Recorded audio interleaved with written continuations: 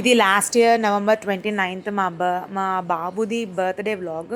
నేను ఇప్పటిదాకా ఎందుకు పోస్ట్ చేయలేదు అంటే కొన్ని సిచ్యువేషన్స్ బాగాలేదు. సో నేను కొంచెం టైం తీసుకుందాం, గ్యాప్ తీసుకుందాం అనేసి ఇప్పుడైతే పోస్ట్ చేస్తున్నానమాట. ఇవన్నీ నా డ్రాఫ్ట్ని క్లియర్ చేసేద్దాం అనేసి, ఇంకా స్టాక్ ఏమి ఉంచుదామనేసి, సో క్లియర్ చేద్దామని అన్నీ క్లియర్ చేసేస్తున్నాను. సో ఇంక మా అబ్బాయి బర్త్డే రోజు మేము ఇక్కడ బెంగళూరులో ఉన్న హొస్కోటే కాటేరమ్మ టెంపుల్కి వెళ్ళామన్నమాట. చాలా బాగుంది. చాలా పాజిటివ్ వైబ్ అయితే అనిపించింది. నాలో ఉన్న నెగిటివ్ అంతా పోయినట్టే ఉంది. మా బాబాయ్ అయితే అమ్మవారిని చూడంగానే చాలా భయపడ్డాడు.